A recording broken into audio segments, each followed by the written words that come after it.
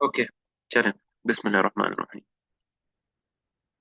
अ, बिस्मिल्लाहिर्रहमानिर्रहीम। अल्हम्दुलिल्लाह वस्सलातु वस्सलामु अला अशरफिल अंबिया'i वल मुरसलीन नबीना मुहम्मदिन व अला आलिहि व सहबिहि अजमईन। अ, नबी सल्लल्लाहु अलैहि वसल्लम को थोड़ी देर के लिए अ, देहात में भेजा गया था। बनी साद के कबीले में हलीमा सादिया रदियल्लाहु अन्हा उनको ले गई थी वहां पर। तो वहां पर जब वो थे देहात के अंदर, तो एक वाकया पेश आया था जिसे जिसे शक सदर बोलते हैं। वैसे अरबी जुबान में जो शक है वो कहते हैं किसी चीज को चीरना, फाड़ना, और सदर कहते हैं सीने को। इसी तरह रसूलुल्लाह सल्लल्लाहु अलैहि वसल्लम की मुद्दत रज़ात खत्म होने के बाद भी बनु साद में ही रहे। आमतौर पर बच्चे की जो अ, दूध पीने की जो उम्र होती है वो 2 साल होती है। तो नबी सल्लल्लाहु अलैहि वसल्लम 2 साल पूरा करने के बाद वहाँ कबीला बनु साद में ही रहे, यहाँ तक के विलादत के चौथे या पांचवें साल शक सदर सीना मुबारक चाक किए जाने का वाकया पेश आया। इसकी तफसील हजरत अनस रजी अल्लाह तआला अन्हो से सही मुस्लिम में मरवी है कि रसूलुल्लाह सल्लल्लाहु अलैहि वसल्लम के पास हजरत जिब्राईल अलैहिस्सलाम तशरीफ लाए। आप बच्चों के साथ खेल रहे थे। यानी हजरत अनस रजी अल्लाह तआला अन्हो बता रहे हैं कि नबी सल्लल्लाहु अलैहि वसल्लम जो जब छोटे थे तो बच्चों के साथ खेल रहे थे। हजरत जिब्राईल अलैहिस्सलाम ने आपको पकड़ कर लिटाया और सीना चाक करके दिल निकाला, फिर दिल से एक लोथड़ा निकाल कर फरमाया, ये तुमसे शैतान का हिस्सा है। फिर दिल को एक तश्त में जमजम के पानी से धोया, फिर उसे जोड़कर उसकी जगह लौटा दिया।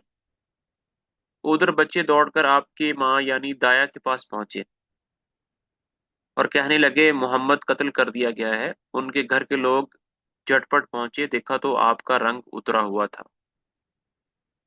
बेसिकली नबी सल्लल्लाहु अलैहि वसल्लम के साथ ये वाकया एक से ज्यादा मरतबा पेश आया है कि आप सल्लल्लाहु अलैहि वसल्लम का सीना जो है वो चाक किया गया।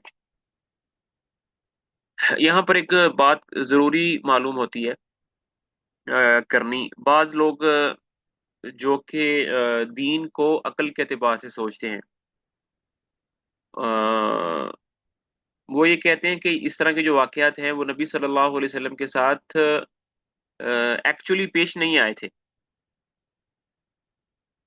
तो लेकिन हमारा अकीदा ये है कि ये वाकई ही रियलिटी में ऐसा हुआ था नबी सल्लल्लाहु अलैहि वसल्लम के साथ। तो अगर वो हमसे दलील मांगे इसकी कि वाकई हुआ था, तो हम क्या दलील दलील दे सकते हैं उनको? किसी को कुछ कहना है? अगर आपको अ, आपसे कोई कहा जाए, पूछा जाए कि नबी सल्लल्लाहु अलैहि वसल्लम के साथ जो शक सदर का वाकया हुआ था, ये रियल नहीं था, ये उनकी इमेजिनेशन थी, या मतलब गैब के अंदर हुआ था, रियल में ऐसा नहीं हुआ था, हम कहते हैं कि नहीं रियल में हुआ था, क्या दलील दे सकते हैं इसकी? जी, माइक ओपन करके बात कर सकते हैं।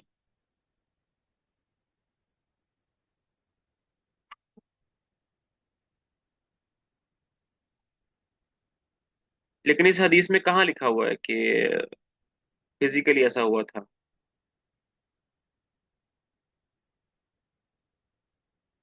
जी,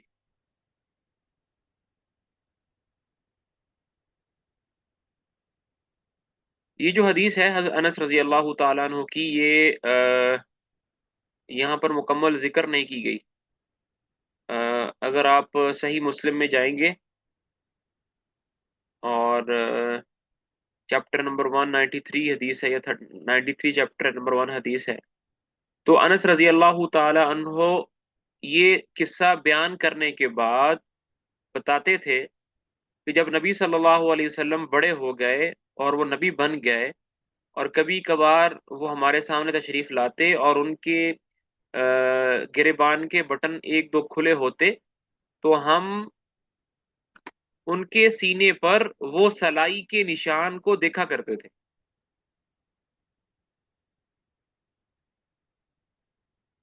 नबी सल्लल्लाहु अलैहि वसल्लम के सीने मुबारक पर सिलाई के निशान, जैसे किसी इंसान का कोई ऑपरेशन होता है اور اس کے آپریشن کے بعد اس کے اوپر سٹیچز ہوتے ہیں، اور وہ جو سٹیچز ہوتے ہیں اس کا اثر رہتا ہے، تو اسی طرح نبی صلی اللہ علیہ وسلم کے جسم مبارک پر بھی اس کے نشانات تھے۔ انس رضی اللہ تعالیٰ عنہ یہ سٹوری بیان کرنے کے بعد، قصہ بیان کرنے کے بعد بتاتے ہیں، تو یہ دلیل ہے۔ اس کے بعد کیا ہوا، اس واقعے کے بعد حلیمہ رضی اللہ عنہا کو خطرہ محسوس ہوا، اور انہوں نے آپ کو آپ کی ماں کے حوالے کر دیا، کیونکہ وہ ڈر گئی تھی حلیمہ سعدیہ۔ چنانچہ آپ 6 سال کی عمر تک والدہ ہی کی گوشت میں محبت میں رہے۔ 4 سال آپ نے بنو سعد میں گزارے، پھر آپ 4 سال یا 5 سال کی عمر میں آپ دوبارہ مکہ تشریف لے آئے، اور پھر 6 سال تک آپ اپنی والدہ کے ساتھ رہے۔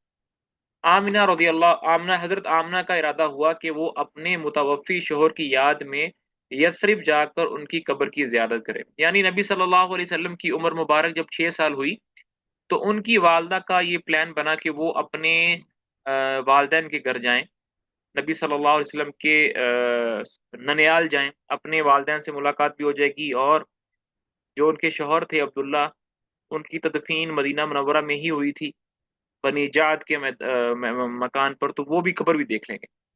چنانچہ وہ اپنے یتیم بچے محمد صلی اللہ علیہ وسلم کو، اپنی خادمہ ام ایمن کو، اور اپنے سرپرست عبد المطلب کی معیت میں کوئی 500 کلومیٹر کی مسافت طے کر کے مدینہ تشریف لے گئیں، اور وہاں 1 ماہ تک قیام کر کے واپس ہوئیں، لیکن ابھی ابتدائے راہ میں تھی کہ بیماری نے آ لیا۔ 1 ماہ گزارا وہاں پر، جب مدینہ سے واپس آ رہے تھے تو راستے میں حضرت آمنہ بیمار ہو گئی، پھر یہ بیماری شدت اختیار کرتی گئی، یہاں تک کہ مکہ اور مدینہ کے درمیان مقام ابوا میں پہنچ کر رحلت کر گئی، وہیں پر ان کی تدفین ہوئی۔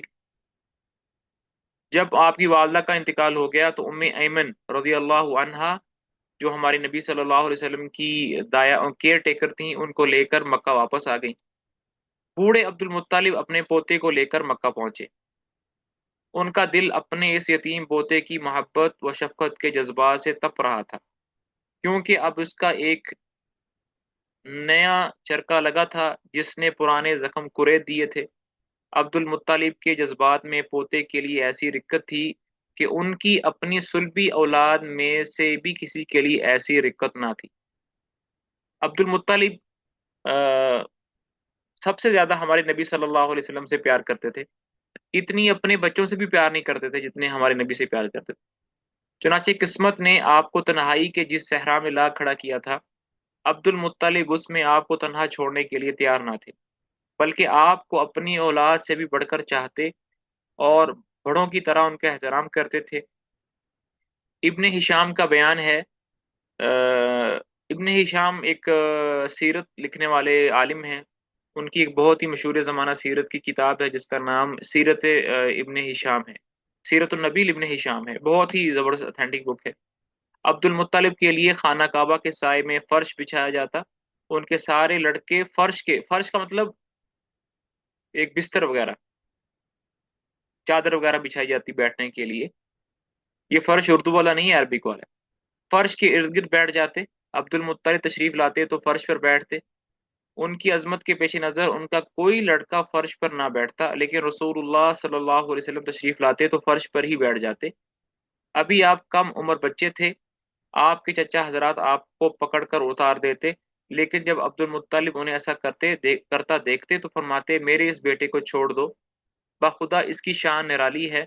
پھر انہیں اپنے ساتھ اپنے فرش پر بٹھا لیتے، اپنے ہاتھ سے پیٹھ سہلاتے اور ان کی نقل و حرکت دیکھ کر خوش ہوتے۔ آپ کی عمر ابھی 8 سال 2 مہینے 10 دن ہوئی تھی کہ دادا عبد المطلب کا سایہ شفقت بھی اٹھ گیا۔ ان کا انتقال مکے میں ہوا، اور وفات سے پہلے آپ صلی اللہ علیہ وسلم کے چچا ابو طالب، جو آپ کے والد عبداللہ کے سگے بھائی تھے، آپ کی کفالت کی وصیت کر کے چلے گئے۔ ابو طالب نے اپنے بھتیجے کا حق کفالت بڑی خوبی سے ادا کیا، آپ صلی اللہ علیہ وسلم کو اپنی اولاد میں شامل کیا، بلکہ ان سے بھی بڑھ کر مانا، مزید اعزاز و احترام سے نوازا، 40 سال سے زیادہ عرصے تک قوت پہنچائی، اپنی حمایت کا سایہ دراز رکھا، اور آپ صلی اللہ علیہ وسلم ہی کی بنیاد پر دوستی اور دشمنی کی مزید وضاحت اپنی جگہ آ رہی ہے۔ نبی صلی اللہ علیہ وسلم کی فیملی میں ابو طالب ایک ایسے شخص تھے جنہوں نے ہمارے نبی صلی اللہ علیہ وسلم کو بہت زیادہ سپورٹ کی تھی، اور یہ انشاءاللہ آگے آ بھی جائے گا۔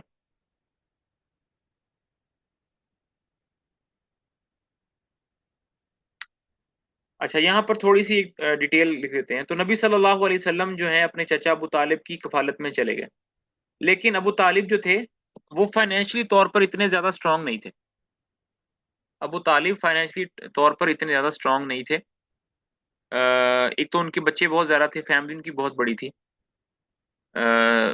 یہ اس لیے بتا رہا ہوں کہ اس کی ضرورت آگے چل کے پڑے گی، جب علی رضی اللہ تعالیٰ عنہ کو انہوں نے مانگا تھا ابو طالب سے روئے مبارک سے فیضان براں کی طلب۔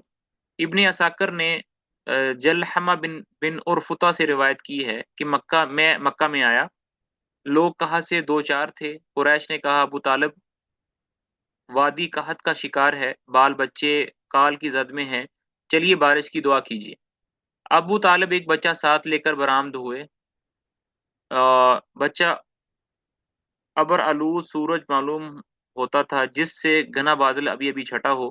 اس کے ارد گرد اور بھی بچے تھے۔ ابو طالب نے اس بچے کا ہاتھ پکڑ کر اس کی پیٹھ کعبے کی دیوار سے ٹیک دی۔ بچے نے ان کی انگلی پکڑ رکھی تھی۔ اس وقت آسمان پر بادل کا ایک ٹکڑا نہ تھا، لیکن دیکھتے ہی دیکھتے ادھر ادھر سے بادل کی آمد شروع ہو گئی، اور ایسی دھواں دار بارش ہوئی کہ وادی میں سیلاب آ گیا اور شہر و بیاباں شاداب ہو گئے۔ بعد میں ابو طالب نے اسی واقعے کی طرف اشارہ کرتے ہوئے محمد صلی اللہ علیہ وسلم کی مدح میں کہا تھا، وہ خوبصورت ہیں، ان کے چہرے سے بارش کا فیضان طلب کیا جاتا ہے، یتیموں کے مأوا اور بیواؤں کے محافظ ہیں۔ یہاں پر اب ایک نبی صلی اللہ علیہ وسلم جب عمر 12 سال تک پہنچی تو ہمارے نبی صلی اللہ علیہ وسلم اپنے چچا ابو طالب کے ساتھ ایک تجارتی قافلے میں تشریف لے گئے تھے، جس کی تفصیل ابھی آ رہی ہے۔ جب آپ کی عمر 12 برس اور ایک تفصیلی قول کے مطابق 12 برس 2 مہینے 10 دن کی ہو گئی تو ابو طالب آپ کو ساتھ لے کر تجارت کے لیے ملک شام کے سفر پر نکلے اور بصرہ پہنچے۔ یہ بصرہ نہیں ہے، بصرہ ہے۔ ایک بصرہ کوفہ میں بھی ہے، کوفہ بصرہ، لیکن یہ بصرہ ہے اور یہ شام میں ہے، اور حران کا مرکزی شہر ہے۔ اس وقت یہ جزیرۃ العرب کے رومی مقبوضات کا دارالحکومت تھا۔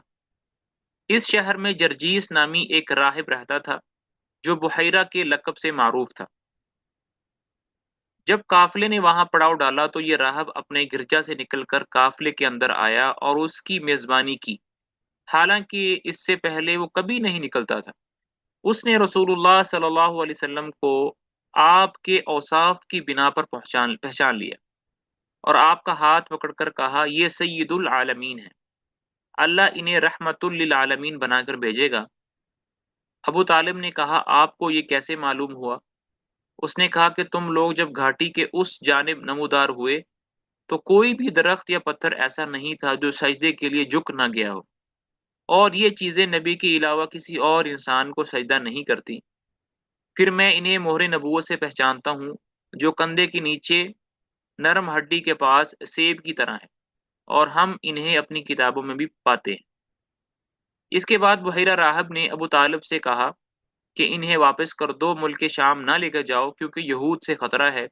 اس پر ابو طالب نے بعض غلاموں کے معیت میں آپ صلی اللہ علیہ وسلم کو مکہ واپس بھیج دیا، یعنی نبی صلی اللہ علیہ وسلم وہاں سے واپس آ گئے، آگے شام نہیں گئے۔ آگے ہے جنگ فجار۔ نبی صلی اللہ علیہ وسلم کی جب 15 سال کی عمر ہوئی تو مکہ کے اندر ایک جنگ پیش آئی جسے جنگ فجار کہتے ہیں۔ شاید اس کی وجہ آ بھی جائے۔ فجار کہتے ہیں آگے، ہاں اس کی ڈیٹیل آگے آ رہی۔ آپ کی عمر 15 برس کی ہوئی تو جنگ فجار پیش آئی۔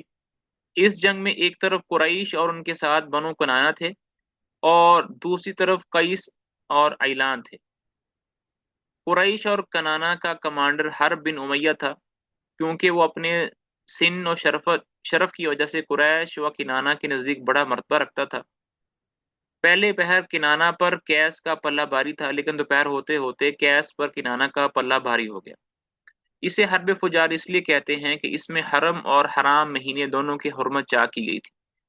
اس جنگ کو جنگ فجار اس لیے کہتے ہیں کہ یہ حرمت والے مہینوں میں لڑی گئی تھی، اور ظاہری بات ہے کہ جو حرمت والے مہینے ہیں اس میں قتل قتال کرنا یہ حرام ہے۔ ان عدت الشہور عند اللہ 12 شہرا، ان عدت الشہور عند اللہ 12 شہرا فی کتاب اللہ یوم خلق السماوات والارض منها اربعۃ حرم فلا تظلموا فیہن انفسکم، کہ 4 مہینے حرمت میں ہے، اس میں ایک دوسرے پر ظلم مت کرو۔ اس جنگ میں رسول اللہ صلی اللہ علیہ وسلم بھی تشریف لے گئے تھے اور اپنے چچاؤں کو تیر تھماتے تھے۔ نبی صلی اللہ علیہ وسلم نے اس جنگ کے اندر براہ راست شرکت اختیار نہیں کی تھی، اور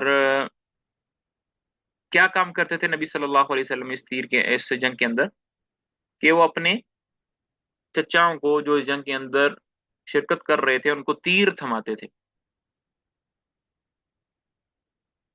لیکن میرا سوال یہاں پر یہ ہے کہ تیر تھمانا بھی تو ایک طرح کا انڈائریکٹلی پارٹیسپیشن ہے جنگ کے اندر، کیا خیال ہے آپ لوگوں کا؟ تیروں کا تھمانا بھی تو ایک طرح کی تو پھر کیا جواب دے سکتے ہیں کہ نبی صلی اللہ علیہ وسلم نے پھر اس جنگ میں حصہ کیوں لیا، حالانکہ وہ حرمت کے مہینوں میں لڑی جا رہی تھی؟ جی، کسی کے پاس کا جواب ہے؟ نبی صلی اللہ علیہ وسلم نے اس جنگ کے اندر حصہ کیوں لیا؟ ہیلپ کے لیے، لیکن دیکھیں وہی تو ہیلپ کے لیے تو لیا، لیکن چاہے وہ ہیلپ کے لیے ہو، چاہے وہ ان کی پارٹیسپیشن ڈائریکٹلی ہو یا انڈائریکٹلی ہو، تو پارٹیسپیشن تو ہے نا ان کی۔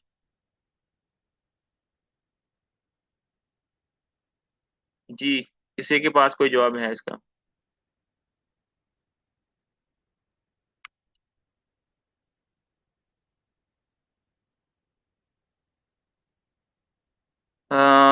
حرمت کے مہینے نہیں تھے، دیکھیں یہ جو حرمت کے مہینے ہیں، چار چار حرمت کے مہینے ہیں، یہ پتہ ہے آپ کو کب سے ہے یہ حرمت کے مہینے؟ یہ حرمت کے مہینے تب سے ہیں جب سے اللہ تعالیٰ نے آسمان اور زمین کو بنایا ہے، تب سے ہیں۔ ان عدت الشہور عند اللہ 12 شہرا فی کتاب اللہ یوم خلق السماوات والارض، جس دن سے اللہ نے آسمان زمین بنائے ہیں۔ اس کا جواب یہ ہے، اس کا جواب یہ ہے کہ فیملی کی وجہ سے نہیں، بات تو وہی آ رہی ہے نا، فیملی کی وجہ سے ہو، چچاؤں کو ہیلپ کرنے کے لیے ہو، لیکن پارٹیسپیشن تو ہے نا ایسی جنگ کے اندر جو کہ حرمت کے مہینوں میں لڑی جا رہی ہے۔ اگر اگر آپ دیکھیں چچاؤں کو تیر تھماتے تھے، اور اس کا حاشیہ نمبر 18 ہے، اور اگر آپ 18 پہ جائیں گے، 18 میں جا کے سیرت ابن ہشام یہ ہے، اگر آپ اس قصے کو عربک لینگویج میں پڑھیں گے تو وہاں پر جو اس جملے کی عربی لینگویج ہے وہ ہے کان یمبلو امامہ، کان یمبلو امامہ۔ تو جو لفظ یمبلو ہے اس کے دو مطلب نکلتے ہیں، ایک مطلب یہ ہوتا ہے کسی کو تیر پکڑانا، اور اسی ترجمے کو ان کتاب والوں نے لیا ہے، اور ایک ترجمہ اس لفظ کا یہ ہے کسی سے تیر کو روکنا۔ میرے خیال میں وہ ترجمہ زیادہ بیسٹ بیٹھتا ہے، اور بہت سارے اسکالرز نے اسی ترجمے کو ایکسیپٹ بھی کیا ہے کہ نبی صلی اللہ علیہ وسلم نے اس جنگ کے اندر حصہ لیا تھا، لیکن کیا کرتے تھے؟ اپنے چچاؤں کی طرف آنے والے تیروں کو روکتے تھے۔ اگر یہ ترجمہ کریں گے تو زیادہ بیسٹ ہے، اور نبی صلی اللہ علیہ وسلم کی شان کے زیادہ مطابق ہے۔ آپ لوگوں کا کیا خیال ہے؟ اور جبکہ اس لفظ کے اندر گنجائش بھی ہے، کیونکہ نبلا یم بلو عربک لینگویج میں اس کے دو مطلب نکلتے ہیں، ایک مطلب کسی کو تیر پکڑانا، دوسرا مطلب کسی کی طرف آنے والے تیر کو روکنا۔ تو اگر ہم یہ ترجمہ کریں گے کہ وہ اپنے چچاؤں کی طرف آنے والے تیروں کو روکتے تھے، تو یہ ترجمہ ہمارے نبی صلی اللہ علیہ وسلم کی شان کے زیادہ مطابق ہے، تو یہ ترجمہ ہی کرنا چاہیے۔ اس کے بعد حلف الفضول ہے۔ حلف ایک طرح کے ایگریمنٹ کو کہتے ہیں، اور فضول جو ہے یہ اردو والا فضول نہیں ہے، یہ عربک والا فضول ہے، ایسا ایگریمنٹ جس کی بہت زیادہ فضیلت ہو، جس کی بہت زیادہ، فضول لفظ کے بہت سارے میننگ ہوتے ہیں، ایک فضول ایک چیز جو ہوتی ہے ایکسٹرا کو بھی کہتے ہیں، وہ چیز جس کی ضرورت نہ ہو، اور ایک چیز فضیلت سے بھی ہے، تو اس کا مطلب ایسا ایگریمنٹ جس کی فضیلت ہے۔ اس کی ڈیٹیل کچھ اس طرح سے ہے کہ اس جنگ کے بعد ایک حرمت والے مہینے ذی قعدہ میں حلف الفضول پیش آئی، چند قبائل قریش یعنی بنی ہاشم، بنی مطلب، بنی اسد بن عبد العزا، بنی زہرہ بن کلاب، بنی تیم بن مرہ نے اس کا اہتمام کیا۔ یہ لوگ عبداللہ بن جدعان تیمی کے مکان پر جمع ہوئے کیونکہ وہ سن و شرف میں ممتاز تھا، اور آپس میں عہد و پیمان کیا کہ مکہ میں جو بھی مظلوم نظر آئے گا، خواہ مکے کا رہنے والا ہو یا کہیں اور کا، یہ سب اس کی مدد اور حمایت میں اٹھ کھڑے ہوں گے اور اس کا حق دلوا کر رہیں گے۔